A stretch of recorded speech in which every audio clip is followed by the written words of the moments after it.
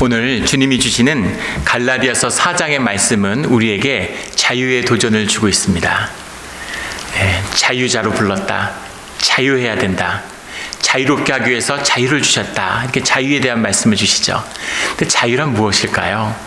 자유하다는 건 어떤 것입니까? 자유자라는 건, 자유인이라는 건 어떤 삶을 사는 사람인가요?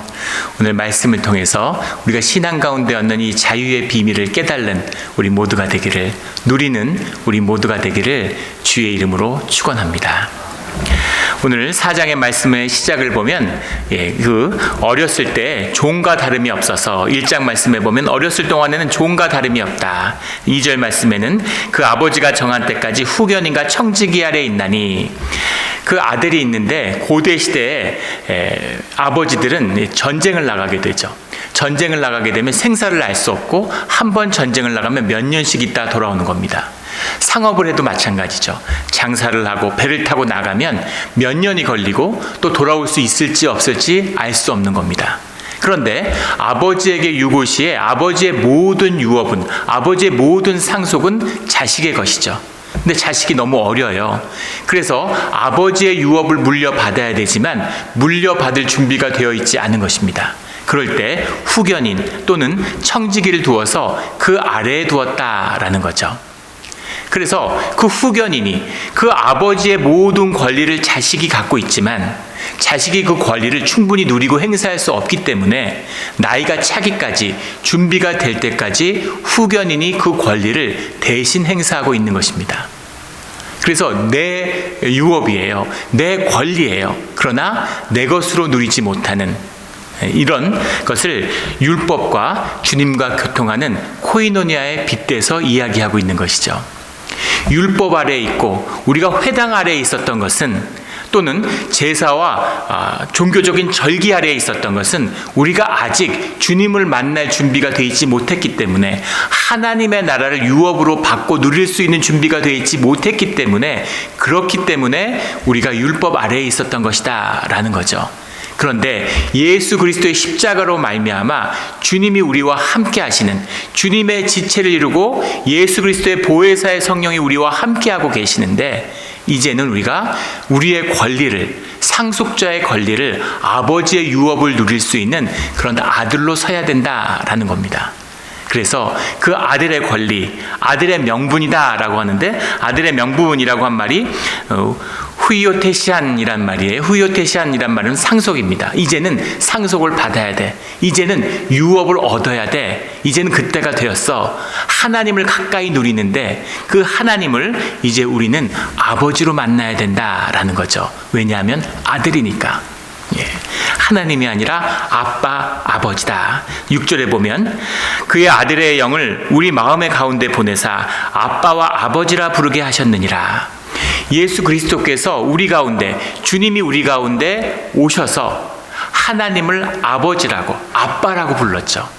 그 예수 그리스도와 하나된, 그 영과 하나가 된 코이노니아 안에 놓여있는, 주님의 교통 가운데 놓여있는 우리도 주님을 이제 하나님이 아니라, 주님이 아니라 아빠, 아버지라고 불러야 된다라는 겁니다. 혁명적인 고백이죠. 누가 하나님을 아버지라고 부를 수가 있겠어요? 한번 하나님의 종이란 말도 감당할 수가 없는데, 종도 못하는, 이제 종이 아니라 유업자로, 상속자고 아버지라고, 하나님을 아버지라고 부르는 겁니다. 그런 권세와 영광이 우리에게 있다는 거죠. 우리가 대기업을 다니는데 대기업의 창업주 회장이 내 아버지라고 한번 생각해 보세요. 아버지라는 것이 밝혀지는 순간, 아버지가 되는 순간 제 삶에 어떤 일이 벌어지겠습니까? 내 모든 운명과 삶이 회사 안에서는 적어도 완전히 달라지겠죠. 하물며 하나님이, 창조주이신 하나님이 우리의 아버지고, 그 아버지라고, 그 아버지를 단순히 아버지가 아니라 아빠라고 부르는 거예요. 아버지를 아빠라고 불러보셨습니까? 저는 굉장히 가부장적이고 유교적인 가정에서 자라서 평생 한 번도 아버지를 아빠라고 불러보지 못했습니다. 안타까운 일이죠. 어머니를 엄마라고 부르는 적은 있었던 건, 엄마라고는 부르는데 아버지를 아빠라고 한 번도 불러보질 못했어요. 늘 아쉬움이 남습니다. 육신의 아버지도, 같이 자라고 날 키워준 아버지도 아빠라고 부르질 못하는데 하나님을 아빠라고 부르라고, 아빠라고 부르라고. 아바죠, 아바, 아빠. 어떻게 유대인하고 우리는 이렇게 통하는 게 많은지 모르겠어요. 아바가 아빠입니다. 예.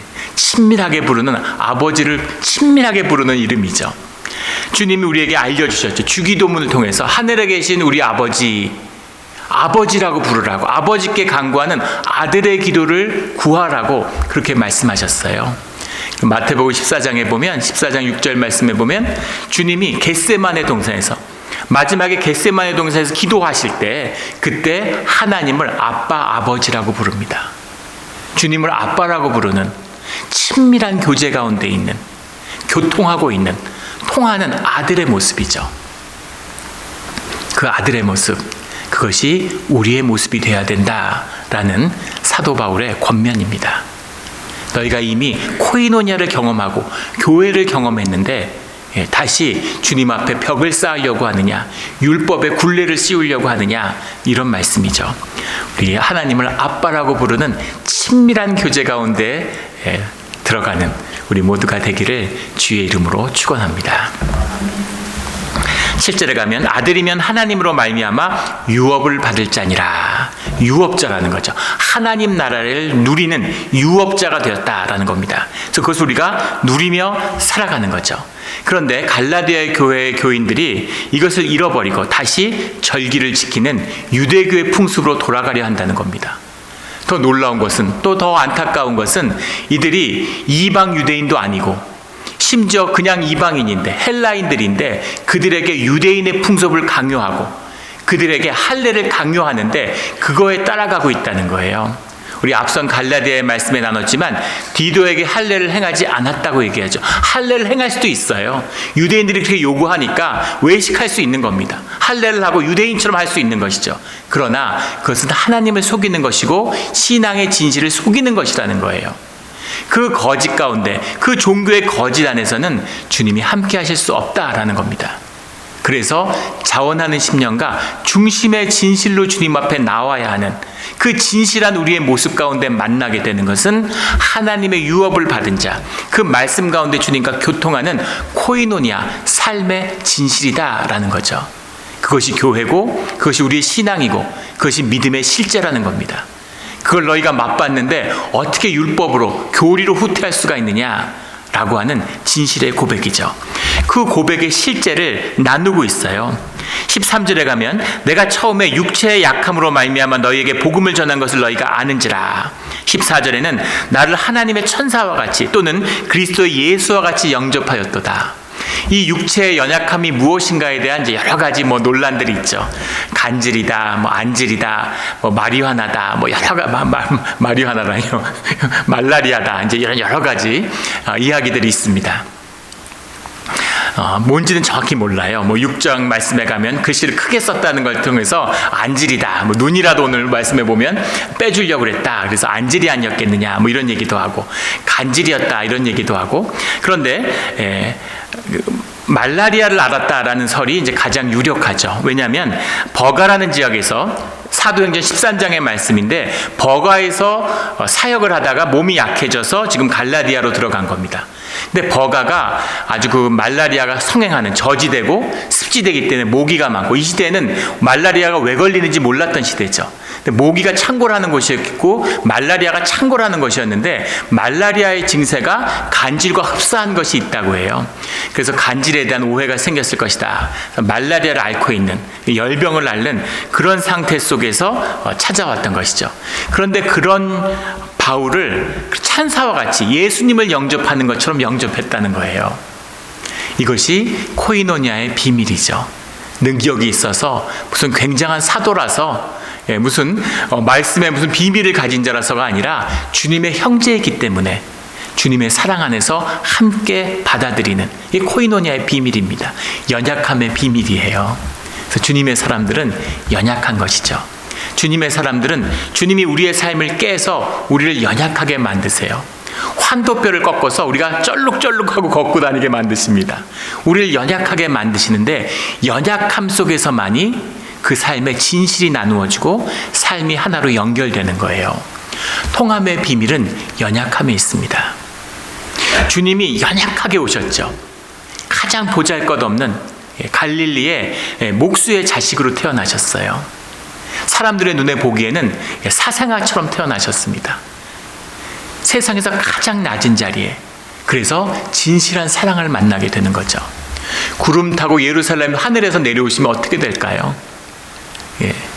바리새인들이 제일 앞에 서서, 제사장들이 제일 앞에 서서 목숨이라도 내놓을 것처럼 열광하지 않겠습니까? 그거는 사랑도 아니고 통함도 아닌 것이죠. 내가 무슨 사우디 왕실의 왕자, 영국 왕실의 왕자라고 생각해 보세요. 참다운 사랑을 만날 수 있겠습니까? 아마 나 좋다는 사람이 세상에 들끓겠죠. 그러나 내가 연약할 때, 가진 것이 없을 때, 아플 때, 부족할 때 그런 나를 용납하고 그런 나의 존재를 끌어안아 줄 수 있는, 그럴 때 참된 사랑, 삶의 교통이 이루어지는 것이죠. 이것이 교회의 비밀입니다. 교회 처음 나오시는 분들을 보면 되게 긴장해 있어요. 안타깝죠. 세상 살이에 익숙해져 있잖아요. 무시당할까 봐, 업심여김 당할까 봐 힘을 주고, 목에 힘을 주고, 좀 세 보이고, 센 척하는 것이죠. 뭔가 좀 있어 보이고, 여유가 있어 보이고, 이런 모습을 보이려고 하는데 그 거짓 옷을 벗을 때까지, 거짓 나뭇잎 치마를 벗을 때까지 통하지 못하는 거죠. 또 교회에 오신 분들 중에 그런 고백을 하는 분들이 있습니다. 이상하다고, 정말 이상하다고. 교회만 갔다 오면 너무 피곤해가지고 몸을 가누지 못하고 그렇게 집에 가면 피로하다는 거예요. 왜 그렇게 피로할까요? 그런 경험 아직도 하십니까? 저도 그랬습니다. 교회에서 짧은 시간인데 전도사할 때 사역을 하고 가면 거의 탈진 상태예요. 왜 그렇게 피곤한지 정말 신비로웠습니다. 왜 그렇게 신비로웠을까요? 차가 100마일로 달릴 때보다 정지해 있을 때, 공회전을 할 때 기름을 더 많이, 가스를 더 많이 쓴다 그러죠. 내 나됨이 없을 때, 내가 뭔가 다른 옷을 입고 거짓 행사를 할 때, 나뭇잎 치마로 나를 꾸밀 때 나의 에너지가 다 소비되는 거죠. 피곤해요.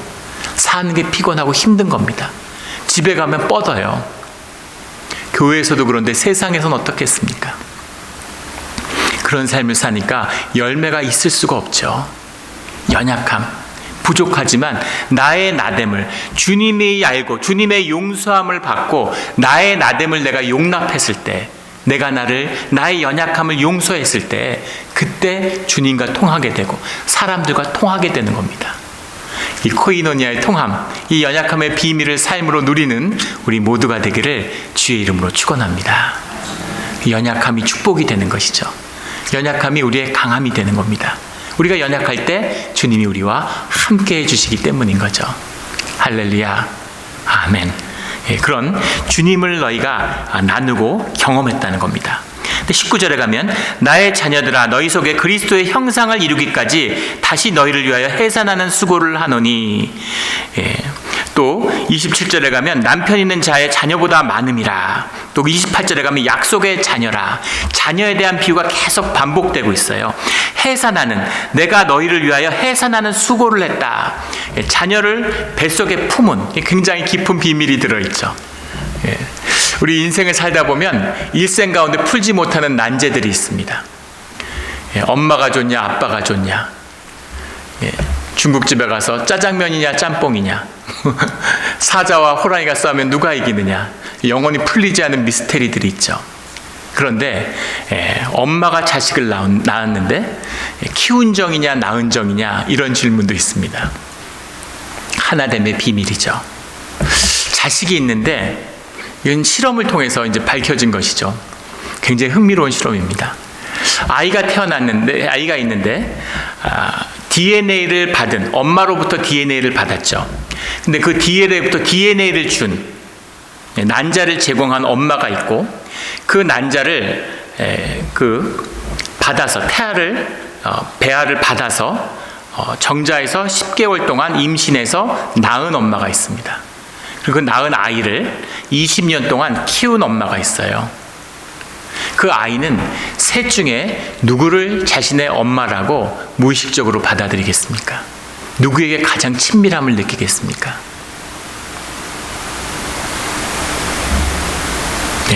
표정들을 보시니까 짐작도 못 하시는 것 같아요. 다수결 한번 해볼까요? 놀랍게도 답은 뭐였냐면 그 아이가, 그렇게 태어나서 자란 아이가 자신을 뱃속에 임신해서 품고 있던 엄마를 자신의 엄마로 느낀다는 겁니다. 엄마와 하나가 돼서 그 태아가 뱃속에서 엄마의 모든 대화를 다 듣고, 근데 진짜 놀라운 것은 아빠의 소리는 전혀 못 듣는다는 거예요. 그것도 모르고 예전에 태교한다고 배 옆에 앉아서 매일 성경책 읽어주고 뭐 배에다 손 얹고 기도하고 별거 다 했습니다. 태어나서 3일이 지날 때까지는 아빠의 소리를 전혀 구분하지 못한대요. 오직 엄마의 소리를, 아이가 거꾸로 서서 그 귀를 엄마의 뼈에 대고 고체가 공기보다 뭐 12배 더 전달이 빠르자고 그러잖아요. 엄마의 모든 소리를 듣는데 그 소리를 듣는 그 소리의 에너지를 가지고 몸을 만들어가는 것이죠. 먹는 영양으로 만드는 게 아니라 엄마의 소리에 그 에너지로서 몸을 만들어간다는 거예요. 놀라운 비밀 아닙니까? 그래서 엄마를 그렇게 친밀하게 느끼고 엄마가 곧 나고 내가 곧 엄마기 때문에 아빠하고는 비교할 수 없도록 엄마에게 끌리게 되어 있는 거죠. 특별히 여자아이들 같은 경우는 더 모성을 갖고 있기 때문에 엄마와 깊이 연결되는데, 그 깊이와 그 무의식적인 연결이라는 건 우리의 상상을 초월하는 것이라는 거예요. 그래서 아이를 태어나면, 심지어 손주가 태어나도 친할머니보다 외할머니를 훨씬 가깝게 느낀다는 거죠. 고모보다 이모들을 훨씬 더 가깝게 느낀다는 거예요. 그게 인간의 비밀이라는 겁니다. 그렇다면 엄마의 목소리를 다 듣고 엄마의 생각을 다 듣고 엄마와 하나 되어 살았으면 그럼 엄마냐? 아니죠. 엄마 아래에 있고 엄마의 영향을 받고 엄마의 양육을 받지만 독립적인 인격이고 엄마와 교제하는 겁니다. 그런데 때가 차서 아이가 태어나면 독립적인 인격이 되어서 엄마로부터 모든 걸 받았잖아요. 엄마의 피를 먹고 자라잖아요. 엄마의 소리를 듣고 에너지를 얻었고 모든 의식세계가 이루어졌는데, 하지만 엄마와 나는 다른 인격이고 엄마와 나는 교제하죠. 그리고 엄마라고 부르고 친밀함을 누리잖아요. 이것이 교통하는, 주님과 교통하는 우리의 비밀이라는 겁니다. 주님 앞에 속해 있는데 자유하다는 것이 도대체 무슨 뜻일까? 이것이 우리 신앙에서 가는 자유의 비밀이죠. 도대체 자유가 뭐야? 주님의 뜻대로 하는데 자유하다는 게 뭐야? 결국 주님의 명령에 순종하고 주님의 뜻대로 살라는 거 아니야? 그럼 내 자유는 어디 있어? 내 자유는 도대체 뭐야? 이런 생각 들지 않으세요? 또 자유하다는 게 뭘까? 그 비밀에 대한 말씀이죠. 오늘 4장 전체에 대한 말씀을, 그 비밀을 풀어주는 한마디로 정리하라면 그것은 5장 1절의 말씀이에요. 5장 1절의 말씀은 사실은 4장 32절로 들어가야 됩니다. 5장 1절의 말씀에 보면 그리스도께서 우리를 자유롭게 하려고 자유를 주셨으니 다시는 종의 멍에를 매지 말라, 이렇게 되어 있죠. 정말 재미있는 말씀이고 심오한 말씀입니다. 자유롭게 하려고 자유를 주셨으니, 이게 무슨 말일까요? 자유를 줬으면 자유가 있는 거지. 자유롭게 하기 위해서 자유를 주셨다, 이렇게 말씀하고 있어요. 이게 무슨 말씀입니까? 자유롭게 하려고 자유를 주셨다는 게 무슨 말씀인가요? 도대체 인간에게 자유가 있는가? 인간에게 자유란 뭘까? 이런 것에 대한 도전에 들어가게 되는 것이죠. 에드워드 윌슨이라고 하는 생물학자가 있습니다. 사회생물학이라는 분야를 개척했고 생물학자로서 놀랍게 노벨상을 받았어요. 이분이 사회생물학을 열었는데 대표적이 인간 본성에 대하여라는 책입니다. 그 책에 보면 인간의 역사, 문화, 인류학, 철학 모든 것에 인류의 지식이 무슨 고귀한 것처럼 얘기하지만 결국은 인간이라고 하는 한 영장류에 관한 그런 사회생물학에 불과한 거 아니냐, 이렇게 얘기를 하는 거예요. 그 서문에 보면 무슨 얘기를 하냐면 화성에 외계인이 있다고 치고 화성의 외계인이 지구를 관찰한다고 생각해 보라는 겁니다. 그런데 화성의 외계인이 지구를 관찰하는데 거기에 물소떼가 있는데 그 젖소떼가 있고 소떼가 있는데 소떼 중에 한 소가 자각을 해요. 소가 뭔가 깊은 의미를 깨닫고 우주의 자연의 깊은 섭리를 깨달아요. 그래서 서로 사는 것에 아무 의미가 없다는 걸 깨닫고 소로서 깨달음을 얻은 거죠. 소와는 다른 그런 삶을 살아간다 치자, 이거죠. 그러면 결국은 그 한 소의 깨달음과 소의 변화가 결국 무슨 의미가 있다는 겁니다. 소 한 마리가 달리 산다고 소의 종의 특성, 소의 생물학적인 특성 중에 변한 게 뭐냐는 거예요. 결국은 소는 소일 뿐이라는 겁니다. 그 말은 뭐예요? 인간은 결국 인간일 뿐이라는 거죠. 인간의 깨달음, 인간의 자각, 이게 결국 무슨 의미가 있냐는 거죠. 우리의 깊은 육성, 우리가 갖고 있는 이 육체의 인간, 이것을 인간이 벗어날 수 있느냐는 겁니다. 그런 느낌 받아보셨습니까? 저희 아이들 엄마가 화장하던 날이었는데 화장하고 젤을 집에 가지고 왔어요. 근데 화장에 안 좋은 점은 장례를 2번 하는 것 같더라고요. 이미 장례를 했는데 화장하는데 더 비통함이 더 커요. 그때가 진짜 장례 같은. 그 시신이 타는 걸 보면서 정말 제가 타들어가는 것 같은 충격을 받았습니다. 집에 왔는데 밤에 누웠는데 잠이 안 와요. 너무 배가 고픈 거, 며칠 동안 잘 못 먹었더니 너무 허기지고 배고프니까 잠이 안 와서 내려와서 컵밥을 먹었죠. 밤에 앉아서 컵밥을 먹는데 뭔가 한없이 비참한 마음이 들었습니다. 마음속에 밥이 넘어가냐 이런 생각이 드는 거죠. 이런 상황에서 밥을 먹고 있니? 그런데 밥을 먹어야 되는 거죠. 심지어는 밥이 맛있어요. 우리가 육신의 존재라는 겁니다. 육을 입고 있어서 밥을 먹어야 돼요. 변하지 않는 우리 육신의, 몸의, 삶의 진실입니다. 그런데 그것만 진실이냐는 거죠. 그것만이 우리 삶의 진실입니까? 삶의 자유란 뭘까요? 그거보다 한 발 더 나간 충격적인 주장이 있었죠. 리처드 도킨스라고 하는 그 영국의 학자가 쓴 이기적인 유전자라는 책입니다. The Selfish Gene이라고 하는, 제가 대학생 때 나왔던 책인 것 같은데 이게 전 세계를 강타했죠. 책을 읽고 마친, 책을 다 읽은 시점에서 받은 영향과 충격이라는 점에서는 아마 일생에 3권 안에 꼽을 수 있는 책일 것 같아요. 굉장한 충격을 받았습니다. 이 사람은 다윈의 진화주의를 넘어서서, 다윈주의라고 하는 것은 이제 자연 선택이죠. 그래서 모든 진화라는 것은 종의 단위 또는 개체의 단위에서의 적응, 누가 더 적자 생존을 하는데 유리하느냐, 거기에 달려있다, 그렇게 설명하고 있는 겁니다. 근데 맹점은 뭐냐면 이타주의에 대해서 설명하지 못해요. 왜 누가 누구를 위해서 희생하는지, 한국의 청년이 왜 일본에 유학 갔는데 그 선로에 떨어진 노인을 구하기 위해서 뛰어들어서 그 사람을 구하다가 열차에 희생을 당하는지, 도대체 그걸 통해서 얻는 유익이 무엇인지, 인간이 행하는 이타주의를 설명할 수 없는 겁니다. 근데 리처드 도킨스는 그 이타주의를 어떻게 푸냐면 종의 단위가 아니라, 개체의 단위가 아니라 유전자의 단위라는 거죠.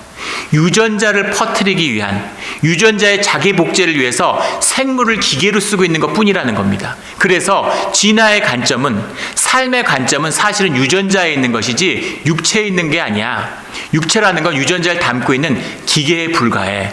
사람은 유전자가 복제되는 것을 위해서 결국은 활용되고 있는 것 뿐이다라는 거죠.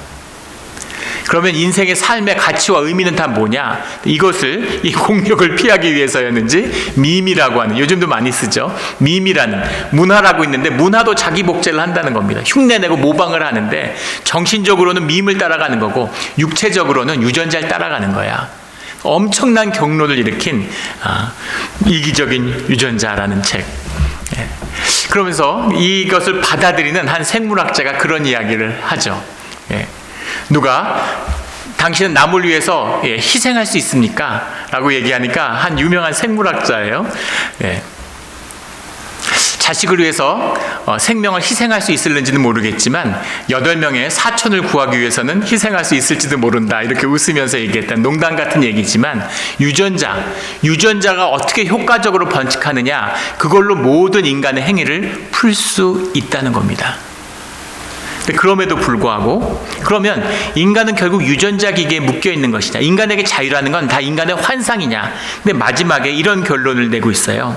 인간은 유전자의 기계로, 밈의 기계로 자라났지만 창조자, 여기서 말하는 건 유전자죠. 창조자에 대항할 힘이 있는 지구에서 인간만이 유일하게 이기적인 자기 복제자의 폭정에 반항할 수 있다, 이렇게 쓰고 있습니다. 비겁한 이야기죠. 도대체 이 유전자의 폭정에 반항할 수 있는 의지와 자유는 어디서 오는 겁니까? 도대체 그 실체는 뭐냐는 거죠.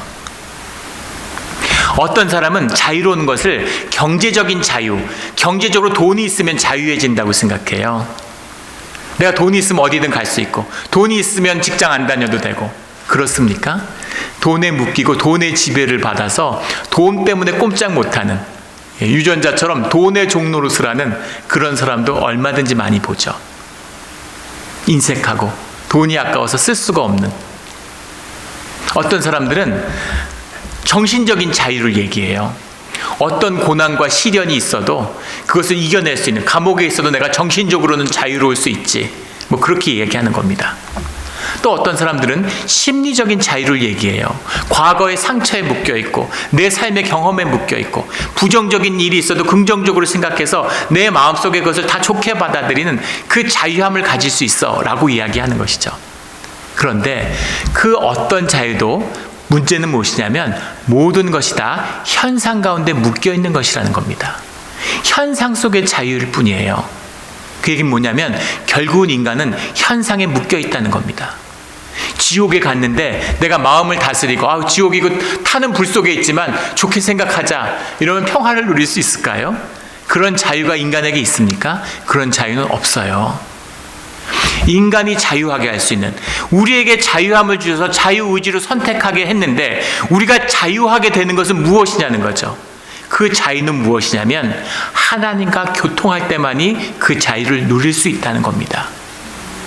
나의 자원하는 심령이 주님의 진심과 만날 때, 주님의 자유함과 만날 때만이 우리가 누리려고 하는 우리의 의지적인 자유는 참된 자유가 된다는 거죠. 그 자유를 누리며 비로소 살아갈 수 있다는 겁니다. 이것이 교회에서 누리는 자유, 코이노니아에서 누리는 자유, 주님 안에서 만나는 자유라는 거죠. 그 자유함을 너희가 맛봤는데, 그 자유자가 되기 위해서 이제까지 율법을 살았는데, 자유자 가운데서 자라났는데, 그런데 이제 다시 종이 되려고 하느냐? 다시는 종의 멍에를 매지 마라 라는 주님의 말씀인 것이죠. 이 자유를 어떤 것과도 바꾸지 않는 이 자유함을 누리며 살아가는 우리 모두가 되기를 주의 이름으로 축원합니다. 아멘.